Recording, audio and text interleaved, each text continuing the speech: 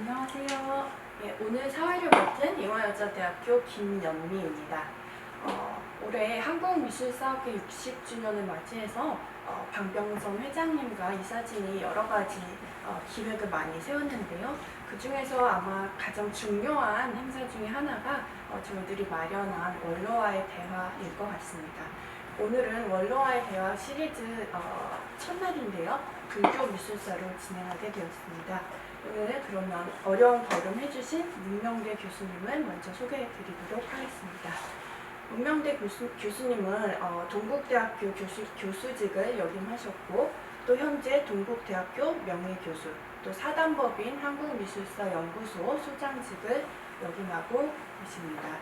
문명대 교수님은 암각화를 최초로 발견하시는 등 한국미술사 여러 분야에서 다양한 활동을 하셨지만 그 중에서도 우리나라의 한국 불교학의 기반을 확립하시는 데 가장 큰 공헌을 하신 분이십니다.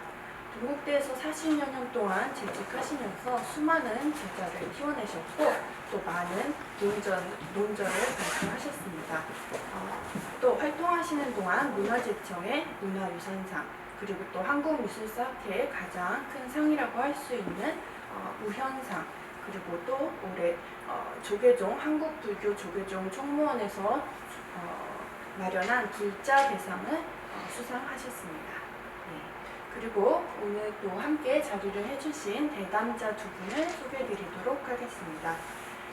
이분희 박사님께서는 동국대학교에서 한국석탑 불상공안이라는 논문으로 박사학위를 수여하셨고 현재 불교중앙박물관에 근무하고 계십니다. 또한 현재 문화재청 문화재위원회 전문위원, 또 서울시 문화재위원회 전문위원직을 역임하고 계십니다. 또 오늘 자리 함께 해주신 대담자 김경미 박사님께서는 동국대학교에서 문명대 교수님의 지도로 석사학위를 수여하시고 또 고려대학교에서 한국불교미술사 전공으로 박사학위를 수여하셨습니다. 현재는 건국대학교 세계유산연구소 초빙연구원으로 재직하고 계십니다. 그럼 오늘 원로와의 대화를 시작하도록 하겠습니다.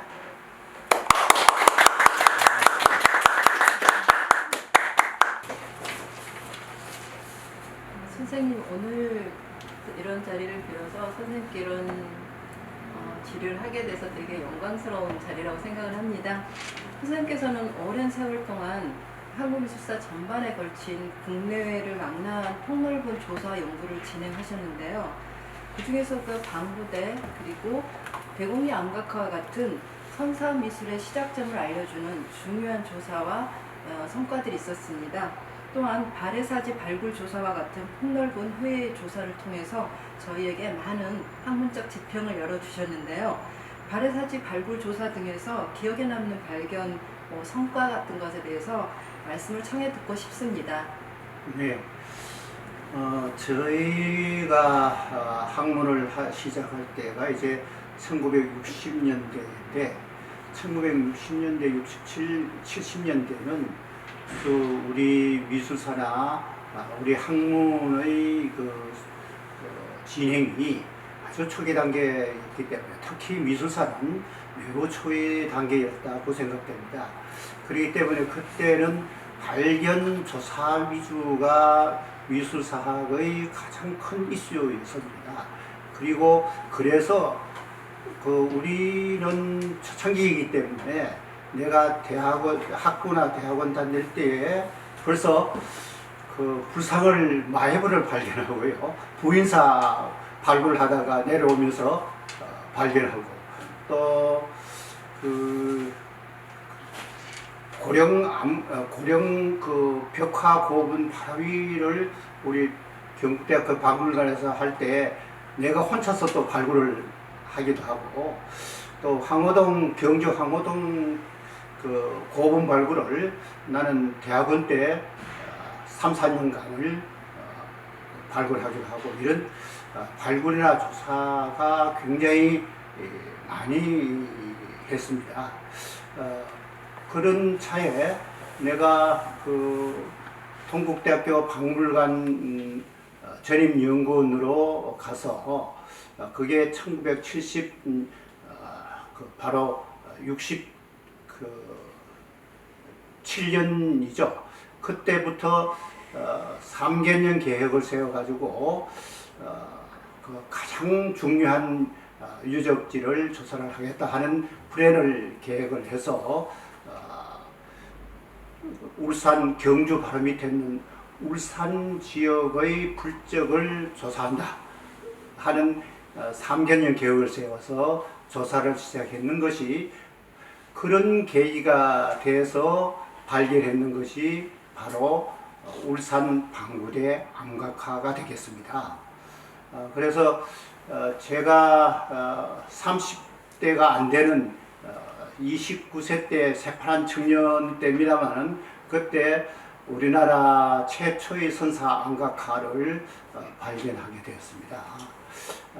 따라서 이런 선사 암각화의 발견은 그 후에 수십 점이 넘는 선사 암각화의 발견의 계기가 되었다 이렇게 생각하고 선사시대 미술을 여는 하나의 출발점이 되었지 않았을까 그런 점에서 굉장히 중요한 발견이었다고 생각됩니다.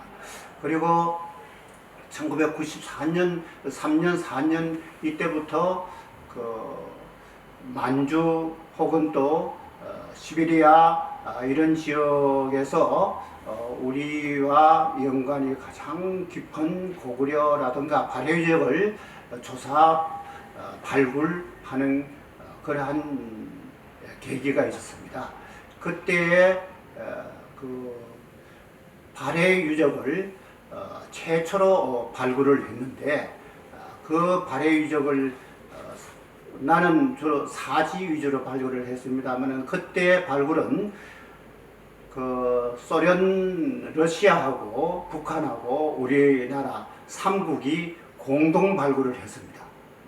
1994년 때부터 공동 발굴을 했는데 그러한 계기에서 그 가장 중요한 발해 유적을 하나를 찾아냈는데 그 발굴을 했더니요, 거기에 있는 거기에서 나온 유물들이 수백 점이 넘었습니다만은 그 가운데 기와들이 아주 하나도 손상되지 않고 그대로 묻혀 있는 사지를 발굴했습니다. 그래서 안막새, 순막새, 고구려, 발해 안막새, 순막새 그리고 또 동종 같은 그런 여러 가지 유물들이 나왔는데 그 나온 유물들을 우리가 가져오게 됐습니다.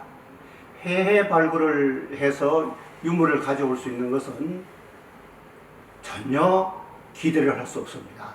그런데 러시아가 그때 한참 어려운 처지가 돼서 있을 때이기 때문에 우리가 예산을 풍부하게 줬기 때문에 발굴한 유물들을 우리가 반을 가져오게 됐습니다.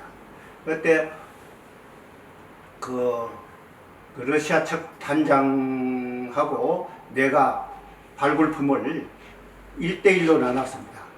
러시아 쪽에서 하나를 집으면 내가 하나를 집고 이런 식으로 하나씩 이렇게 해가지고 똑같이 방불했습니다. 그래서 그 유물이 우리나라의 해외 발굴품으로 우리나라에 처음 들어오게 된 계기가 되었습니다. 그 후에는 다시는 가져오지를 못했습니다.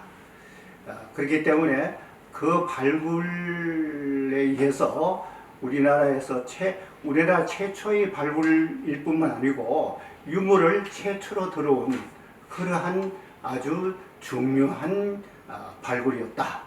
이렇게 생각되고 있습니다.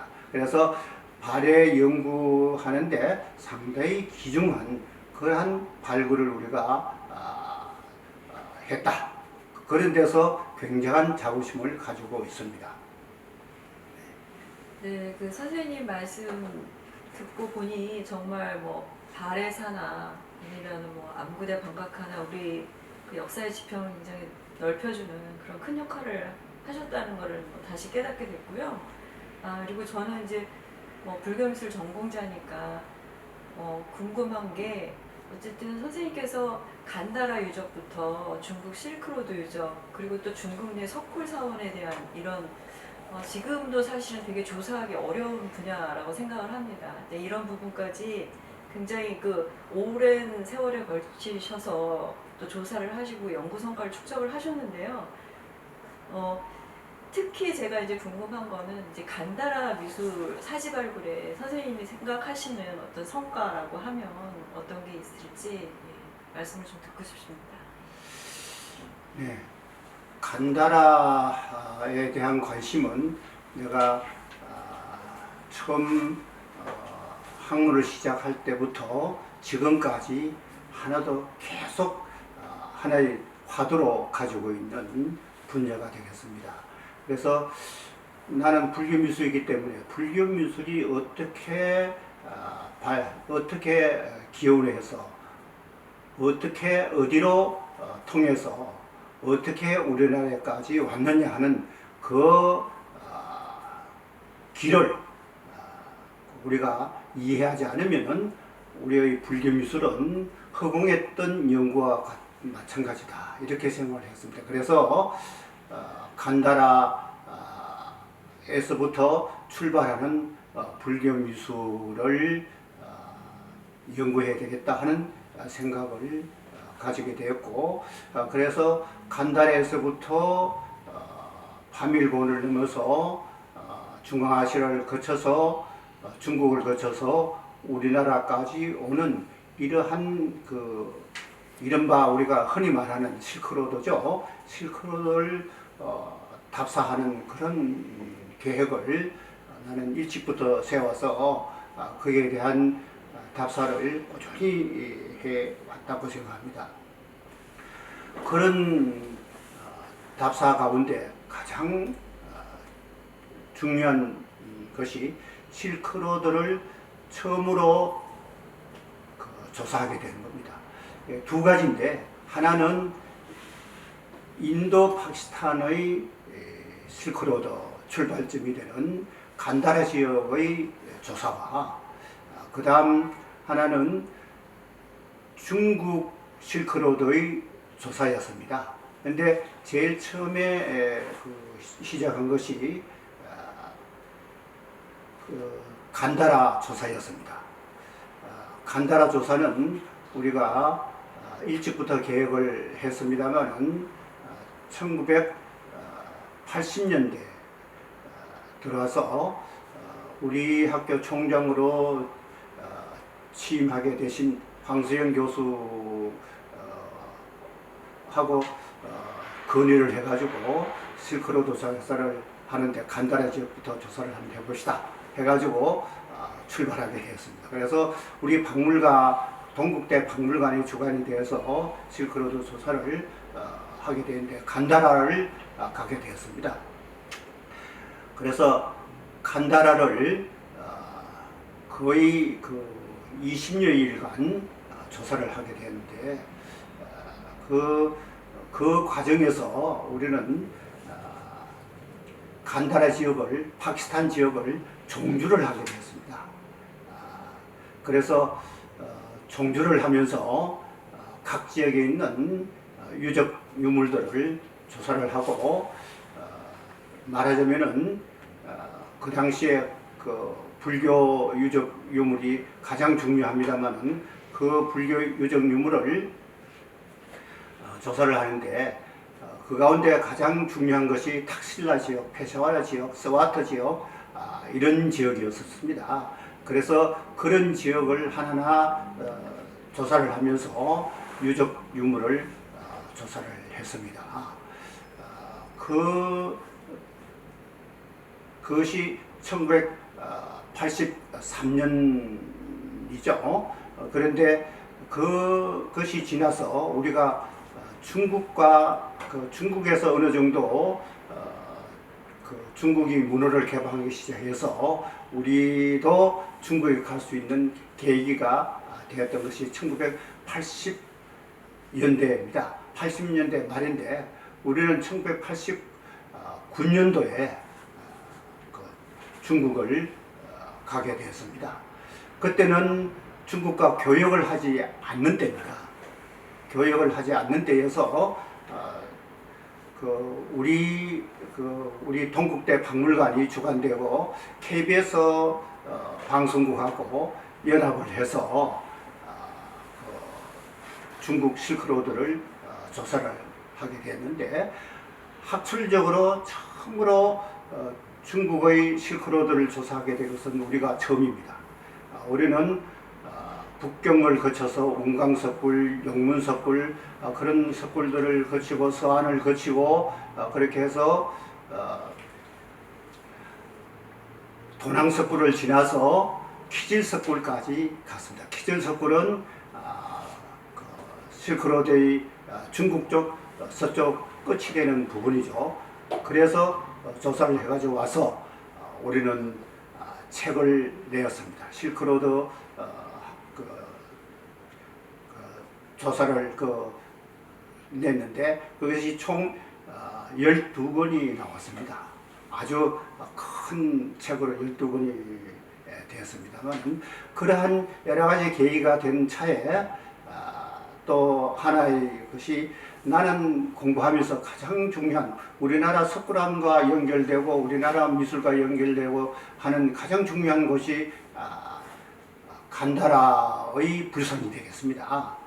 간다라의 불상을 나는 한 점이라도 발굴해 봤으면 하는 것이 그 당시로서는 내가 평생 소원이었습니다.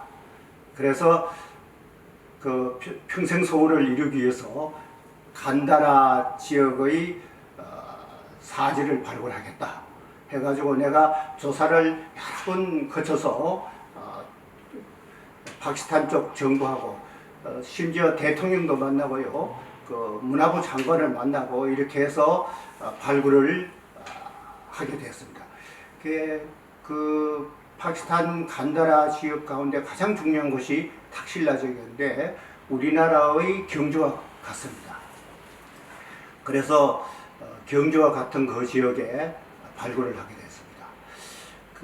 말하자면 2차 대전 후 해방, 우리나라가 해방이죠. 파키스탄도 영국으로부터 해방된 후에 그 탁실라 지역을 발굴한 팀은, 외국 팀은 우리가 최초였습니다. 그래서 그 가운데 탁실라에는 수많은 그 사지들이 있고, 우리가 흔히 가는 10개의 사지가 있는데, 그 10개의 사지 가운데 또 가장 중요한 것이 조리안 사원인데, 그 조리안 사원 바로 옆에 언덕에 보면은 사지가 하나 있었습니다. 그래서 그 사지를 내가 발굴하겠다 했더니 탁실라 박물관장이 거기는 다 도굴돼서 아무것도 없다. 내가 가만히 봤더니 도굴 안 된 부분이 상당히 있습니다. 도굴된 부분들 좀 상당 부분이 있어서 여기는 적어도 불상에 한 점은 나오리라, 한 점이 있어 나오리라 이렇게 생각하고, 난 이것을 꼭 해야 되겠다 했더니 그러면 그렇게 하자 해서 발굴을 했는데, 그 발굴을 했을 때에 간다라 불상이 한 4~50점이 나왔습니다. 4~50점이. 작은 불상에서부터 큰 불상에 이르기까지 4~50점을 발굴해서, 아마 파키스탄이 국가가 성립되고 난 후에 가장 많은 유물이 나온 겁니다. 일본에서도 우리가 바로 하기 전에 일본에서 발굴을 했는데 바로 직전에 발굴을 했는데 3년 동안 하다가 한 점도 발굴을 못했는데 3년 만에 끝날 때에 한 20점을 발굴을 했습니다. 그래서 우리는 간다라 불상을 발굴하는 대단한 성과를 얻었기 때문에 나는 평생 소원이 이루어졌다 이렇게 생각을 해서 그냥 나로서는 굉장한 그 성과라 이렇게 생각을 하고 있습니다. 네, 선생님 간다라 발굴 당시에 생생한 그런 얘기를 좀 잘 전해 들었고요. 이건 진짜 제가 궁금한 건데, 간다라에서 실크로드, 그리고 이제 중국 석굴사원, 불교가 이렇게 동전하는 과정을 쭉 발굴을 하고 조사를 하셨는데, 선생님이 그 여러 장소 중에 한 군데만 좀 다시 봐야 한다고 하면 어디를 좀 가시고 싶은지. 글쎄, 우리 다 중요하기 때문에 네, 네. 뭐라고는 할 수 없습니다만은 그래도 불교미술 출발점이라는 간다라 지역의 불적이라든가 혹은 또 우리가 가장 사랑하고 아끼는 아잔타 스쿨이라든가 여기에서부터 불교미술의 시작이기 때문에 그것을 1차적으로 살펴봐야 된다. 가서 직접 보고 느끼고 한두 번 가서 안 됩니다. 수십 차례 가서 보고 느끼고 공부하고 이런 과정을 거쳐야만이 불교미술 연구가 제대로 이루어지지 않을까 이렇게 생각하고 있습니다. 네. 선생님 말씀 듣다 보니까 선생님 모시고 간다라 지역을 답사를 했던 그 시절이 또 그립습니다. 언제 다시 선생님 모시고 그런 날이 오면 참 좋겠다 하는 바람을 가져보면서 발해라든지 그리고 간다라 중국 석굴들 그런 해외 연구 조사들 들이 이제 눈을 돌려서 국내에 그렇다면은 그 방구대 암각화를 교수님께서 발견하신 지가 올해로 50주년 되는 해입니다. 그래서 이러한 조사 연구들을 학문적인 연구 성과로서 올해 뭐 어떤 성과라든지 교수님께서 계획하시는 거는 혹시 계십니까? 궁금합니다. 네, 금년이 방구대 천전리 암각화 발견 50주년이 되겠습니다. 내가 그게 12월 24일에 발견했기 때문에 나는 12월 24일을 기념해서 그때 학술 대회를 개최하려고 했더니 이런 엄청난 사건이 일어나고 해가지고 그걸 지금 우리 연구소로서는 연기를 하기로 내년에 다시 대곡리 암각화 발견 50주년을 기해해서 학술 대회를 하자 해서 연기를 지금 일단 생각하고 있고요. 그런데 방구대 암각화 암각화 박물관에서 금년에 10월 달에 10월 30일 날 학술 대회를 합니다. 그에 방구대 청전리 암각화 50주년 발견의 의미와 가치 이런 식으로 내가 기조 강연을 하게 됐는데 그때 기해서 50주년의 감회를 발표하고자 합니다만은 미리 우리 학회 회원들한테 미리 말씀드리고자 하는 것은 이게 우리 때만 하더라도 아까도 말씀을 여러 번 했습니다만은 발굴 조사가 가장 성행했을 때인데 그때 발맞춰서 내가 방구대 천전리를 조사하게 된 계기가 우리가 원효 상군사 원효 쪽에 보면은 방고사라고 있는데 그 방고사에서 오래 살면서 세계의 안신 40론 같은 세계의 저술을 저술했다고 하는 기록을 딱 남기고 있습니다. 그래서 내가 울산 지역을 전체적으로 다 면다리로 끊어가면서 조사를 하기 시작해서 3년째가 되는 1년쯤 남았는데 3년째 되는 그 처음 시작점에서 내가 방고사를 조사를 해야 되겠다 이런 계획을 세워가지고 12월 23일에 경주에 들려서 조사 준비를 다 해가지고 거기에서 찝차를 타고 방구대 천전리를 방구대에 갔습니다. 갔더니 사연댐이 5년 전에 그게 1965년에 사연댐이 만들어졌어요. 사연댐 때문에 방구대가 바로 방고사입니다. 방구대 언덕 바위 위에 절이 있습니다. 그 절이 바로 방고사입니다. 원효선님이 살았던 데죠. 그래서 거기 갔더니 물이 잠겨 있어가지고 그 조사를 할 수 없어서 그 전에 미리 그 계획했던 그 지역 일대 그 방구대 바로 한모롱이와 돌아가면은 또 절터가 있는데 거기 탑이 있다고 하는 것을 경주에서 미리 알아가지고 그것을 보러 가게 되는 겁니다. 거기에 있던 집청전 주인이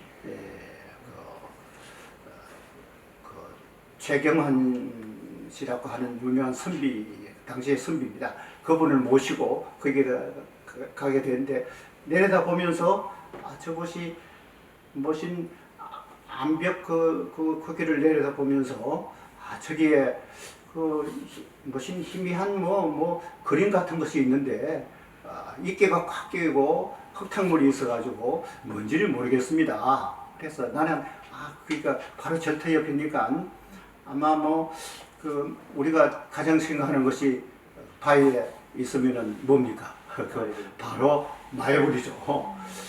마애불이 있겠구나 하고 그 절터에 가서 탑은 그냥 사진만 찍고 조사하라 그러면서 나는 그 마애불 보러 갔더니 마애불이 아니고 이끼에 이렇게 끼가 있는데 보니까 그 둥근 동시문이라든가 또 능형문이라든가 이런 여러 가지 문양들이 보이는데 잘 안 보이지만은 그런 게 있어요. 이게 처음 보는 문양이라서 이게 뭔가 이렇게 생각을 했는데 그 아래쪽 보니까 아래 부분에 보니까 글씨들이 많이 있습니다.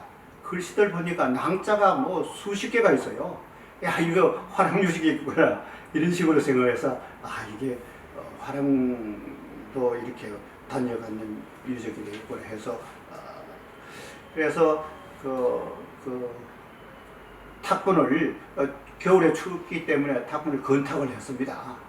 명문도 건탁을 하고 위에 있는 그 기항 문양도 건탁을 하고 이렇게 해서 돌아서 그 다음 해 1971년도에 우리가 본격 조사를 3월달부터 본격 조사를 1개월 이상을 해서 했습니다만은 그 조사 하는 것이 쉽지 않습니다. 처음에 그 실측을 하는데요. 그때 가장 실측 잘한다는 우리나라 가장 실측을 잘한다는 신영문 선생을 모셨는데 이 양반이 실측을 하는데 진전이 뭐 한 달 지나도 안 되고 한 달 반이 지났는데도 안 돼요. 그래서 할 수가 없습니다. 이걸 띄어가지고 줄을 띄어가지고 칸을 만들어서 뭐 50cm 강제로 이렇게 해가지고 하는데도 그려낼 수가 없습니다. 그래서 굉장히 애를 먹었습니다. 그래서 2, 3년을 그렇게 했는데도 안 돼가지고 나중에 내가 이렇게 해서는 도저히 실측을 할 수 없겠구나 해서 내가 발상의 전환을 해가지고 실측을 내가 기획했던 대로 실측을 해가지고 요즘 그 방구대 안각화 책에 있는 그 실측 도면이 나오게 된 겁니다. 근데 그 후에 이 도면을 전체적인 도면을 가지고 나중에 울산대학이라든가 이런 데서 한두 군데서 실측을 했는데 우리 실측했는 그것을 기준이 되어가지고 실측을 하게 됐다. 이렇게 생각됩니다. 그런데 하나도 인용을 안 합니다. 하나도 인용을 안 해요. 그런데 그게 이제 내가 공적인 거로 했기 때문에 이건 문제가 안 되는 사실이고 하여튼 그렇게 해서 실측을 해가지고 10년 책이 나온 것이 보고서가 나온 것이 14년이 걸렸습니다. 발견한 지 14년이 걸려서 1984년도에 방글의 울주 암벽 조각이라고 하는 제목으로 책이 출간됐는데 여러분들 잘 도서관에 가야 볼 수 있는 거지만은 그 책에는 과감하게 칼라 사진을 많이 넣고 또 도면을 전체적으로 다 도면 하나하나를 다 넣어가면서 설명을 했는데 어떤 아주 어떤 그 사람은 보고서가 안 나왔다고 그래요. 그거는 보고서 아니고 설명서다 이렇게 돼가지고 나오는데 그건 큰 오해고, 최선을 다, 그 당시로 최선을, 내가 10년 동안 책을 만든다고 원고를 다 썼는데, 내가 원고를 쓰는 것도 그냥 쓰는 것이 아닙니다. 현장에 가서 겨울방학, 여름방학 때 현장에 가서 직접 내가 보면서 그 원고를 수정을 하고 하지 않으면은 도저히 실감이 안 납니다. 그래서 직접 가서 원고를 고치고 수정을 하고 쓰고 이런 과정을 해서 10년 만에 완성을 해가지고 몇 년 동안 책을 내려고 사방팔방으로 다녔는데 아무도 책을 내주는 데가 아무도 없었습니다. 그런데 마침 황석희 총장이 돼가지고 이거 좀 내주세요 하고 원고를 들고 갔더니 그 자리에서 좋다 해가지고 책을 내는 것이 1984년도에 책이 나왔습니다. 그 책을 계기로 해서 우리나라 선사미술의 연구하는 붐이 일어나게 되었다, 이렇게 생각을 하고 있습니다. 네, 선생님 그 선사 미술의 뭐 연구 업적뿐만 아니라 선생님 하시면 어쨌든 가장 불교 조각 부분에 가장 그 많은 업적을 남기셨다고 할 수가 있는데요. 특히 한국불상의 정점을 보여주는 토암산 석굴을 시작으로 해서 많은 부분을 그 연구를 하셨는데, 이런 연구 성과를 쭉 모아가지고 2003년에 총 4권으로 한국 조각사를 쭉 정리하신 적이 있으시고요. 그리고 저희가 이제 학교 다닐 때는 한국 조각사 개설이라고 해서 한국 조각사를 쭉 정리하신 그 책이 발간됐습니다. 그래서 저희가 그 공부할 때는 주로 이제 통일신라 시대 불상까지만 주로 이렇게 연구가 된 상황인데, 선생님께서 뭐 고려 조선으로 많이 확장이 돼서 우리나라 한국 조각사를 쭉 조선까지 이렇게 좀 정리를 하셨는데, 뭐 이렇게 하나로 다 이렇게 좀 볼 수 있는 총괄적인 좀 책을 혹시 계획하고 계신 게 있으신지요? 네. 내가 그때까지 나온 논문 가운데 중요한 것을 4권으로 정리했고, 그와 함께 2000년도에 이제 토암산 석굴을 해서 굉장히 큰 책을 냈는데, 그래서 한국 조각사 5권을 냈다, 이렇게 나는 말하고 있습니다. 토암산 석굴도 내가 사진을 김대벽, 유명한 사진 작가인 김대벽 씨하고 정문연에 하는 작가하고 해서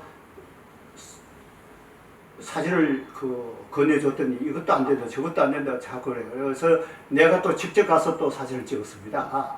그래서 3번을 그게 밤이 아니면 사진을 찍을 수 없거든요. 그래서 밤새도록 사진을 찍습니다. 그래서 내가 밤새도록 3번을 찍어서 책이 나왔는데, 이제 그게 그리고 또 내가 석굴암을 실척을 1980년, 그러니까 1977년이죠.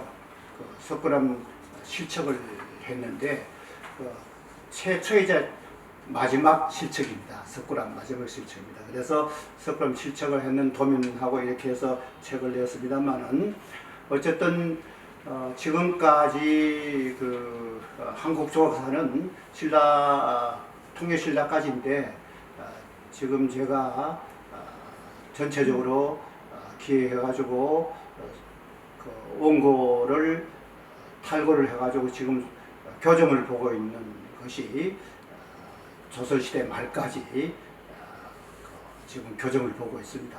대개 한 4교점 봤는데 아직 10교는 봐야 어느 정도 되리라고 생각합니다. 그래서 몇 년이 더 걸리지 않을까 이렇게 생각을 하고 있습니다. 아마 그렇게 되면은 한국 조각사가 어느 정도 전체적인 조각사가 되지 않을까 이렇게 생각을 하고 있습니다.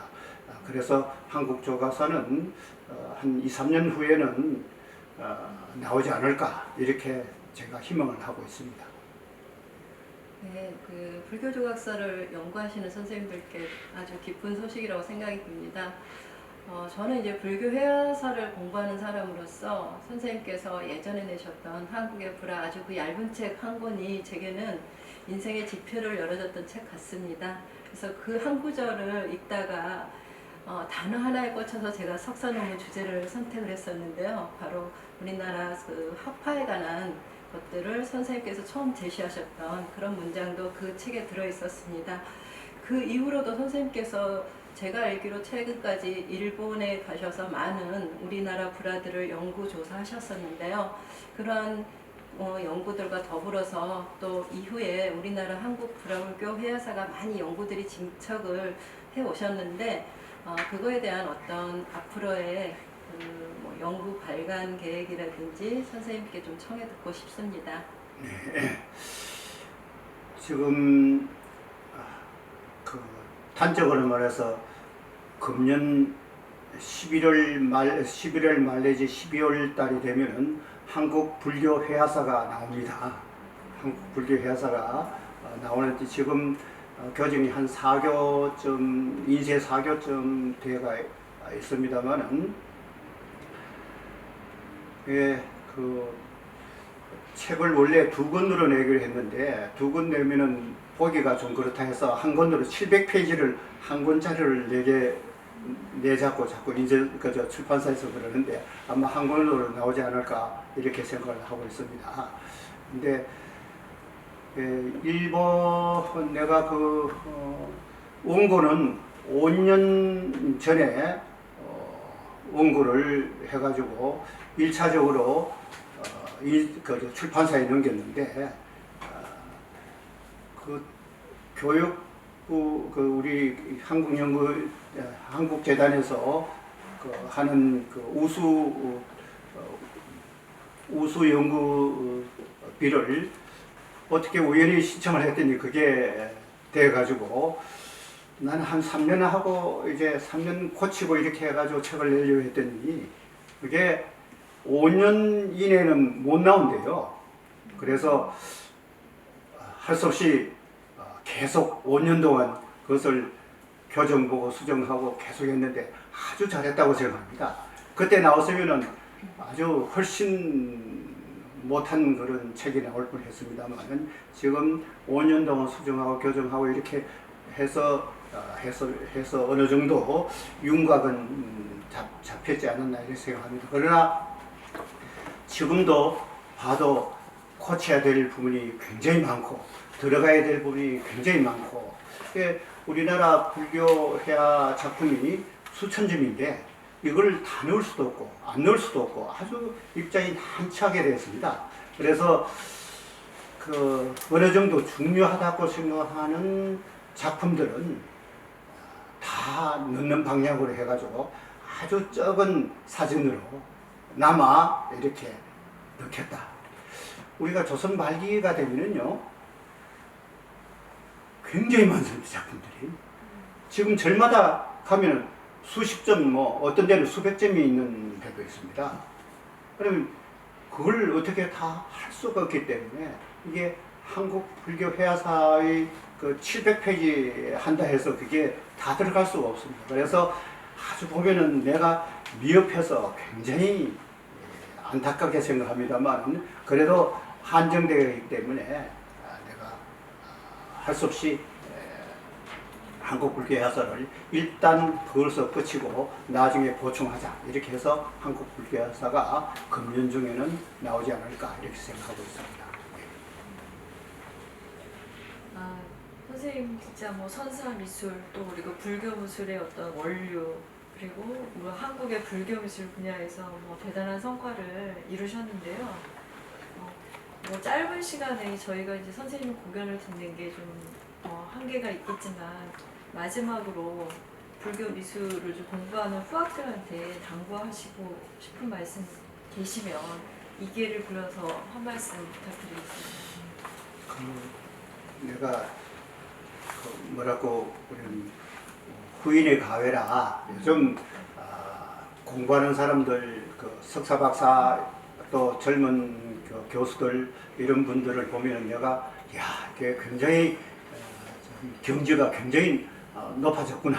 학문의 경지가 굉장히 높아졌구나 했기 때문에 내가 더 뭐 왈가왈부를 할 필요도 조차 못 느낍니다. 그러나 지금까지 50여 년 동안 내가 공부해온 것을 경험한다면은 아마도 최선을 다하라. 그래서 넓게 보고 깊게 보는 그런 훈련을 가지는 것이 좋지 않을까. 하나에 얽매이지 말고 전체를 보면서 깊이 있게 보는 방법이 가장 최선이 아닐까. 저는 그렇게 생각하고 여러분들도 그렇게 같이 공부를 해줬으면 더 바람이 없겠습니다. 감사합니다. 네, 그 선생님 말씀을 듣다 보니 한국미술사 발전의 그 무궁한 세월들을 선생님과 함께 했던 많은 연구 성과들과 논문들이 생각이 납니다. 특히 우리 한국미술사는 한국미술사학회가 선도적으로 이끌어왔던 세월이 있습니다. 이 어려운 코로나19를 맞이해서 저희가 지금 학회에서 대면으로도 못 보고 온라인상에서 이렇게 만나고 있는데요. 이런 어려운 시절에 우리 한국미술사학회에서 나아갈 길, 그리고 우리 한국미술사학회에 혹시 바라시는 부분, 그런 것들이 있으시면 마지막으로 한 말씀 부탁드립니다. 나는 우리 미술사학회가 그 회장이나 회장단이나 회원들한테 가장 바라는 것은 학문은 제가 더 이상 말할 필요도 없는 것 같고 성장하는 신진 연구자들을 양성을 하는데 최선의 노력을 다 해야 되겠다. 그래야만이 미술사가 다른 분야에 뒤떨어지지 않고 나아가지 않을까. 앞으로 나아가지 않을까. 그러니까 후인을 양성하는데, 후학들을 양성하는데 최선을 노려야 된다. 예? 그건 직업을 갖도록 해주는 것이 최선의 방법이다 하는 말씀을 드리고 싶습니다. 여러분들 그런 노력을 우리와 함께 끝까지 해주시기를 간절히 바랍니다. 네. 선생님, 여태까지 저희가 지금 새겨 들어야 될 말씀, 정말 진짜 공부하는 사람이나 아니면 앞으로 인생을 살아가야 될 사람으로서 좀 가슴 깊게 새겨 들었고요. 선생님, 요즘은 어떻게 지내시는지요? 제가 가끔 뵈면은 정말 계속 논문도 많이 쓰시고, 지금 지금 한국불교회사를 교정을 보고 있고 그 50주년 방구대 안각화 발견 50주년을 기해서 내가 개인적인 저술이 없습니다. 그래서 그것을 한 10년 전부터 그 출판사에서 책을 내자 했는데 내가 시간이 없어서 못 내다가 이제 50주년이 다 돼가지고 급해서 내가 지금 한참 그걸 집필하고 있는 중입니다. 그래서 금년에는 집필이 완료되지 않을까 이렇게 생각해서 내년에는 아마 그 방구대 안각화 책이 내 개인 저술로 나오지 않을까 이렇게 생각합니다. 그걸 요즘은 가장 중점을 두고 집필을 하고 있는 것이 바로 방구대 안각화다 이렇게 생각합니다. 네. 선생님 건강 관리는 워낙 지금 하시는 활동도 사실 저희가 공부를 좀 많이 해야 되는데 선생님께서 오히려 지금 저희보다 더 열심히 하신다는 생각이 들고요. 근데 그런 걸 좀 유지하시려면 건강 관리도 좀 잘 챙기셔 하셔야 될 것 같은데. 네, 우리는 80 노객에 대해서 한테 알맞는 그러한 건강을 유지하려고 최선의 노력을 다하는데 그게 어떻게 될지 모르겠습니다.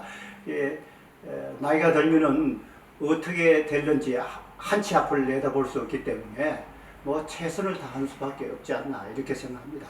네. 네, 말씀 너무 감사하게 잘 들었습니다. 예. 저희도 선생님 뒤를 좀 따라서 열심히 하도록 하겠습니다. 예. 시간 네. 감사합니다. 감사합니다. 네.